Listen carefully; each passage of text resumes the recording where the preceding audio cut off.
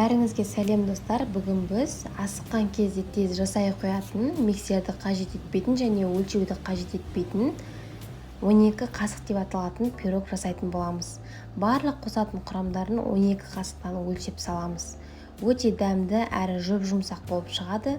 Сіздерге ұнары анық, міндетті түрде жасап көріңіздер және видеоды соңына дейін қарап, жасалу жолын қарап алыңыздар. Ыдысымызға 3 жұмыртқамызды салып алып, үстіне 12 қасық, толтырмай үлкен ас қасықпенен 12 қасық қантымызды саламыз. Барлығын қантымыз езілгенше жақсылап араластырамыз.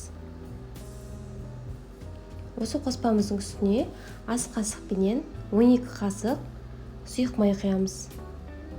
Тағы да жақсылап араластырамыз. 12 ас қасық жылы сүтімізді құямыз. Сүтімізді құйғаннан кейін үстіне енді шым-шым тұз саламыз. Барлығын жақсылап тұзымыз ерігенше жақсылап араластырамыз. Алдын ала елекштен өткізіп қойған ұнымызды 12 қасықпен өлшеп тағы саламыз.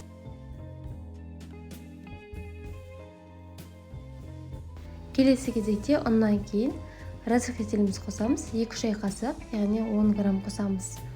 Барлығын жақсылап араластырамыз венчикпенен. Достар, менің каналыма тіркеліп, қоңыраушаны басып қойды ұмытпаңыздар. Себебі алдағы уақытта көптеген қызықты рецептілер болады. Разрыхлительді шай қасықпен салатын болсаңыз, қатты толтырмай саламыз.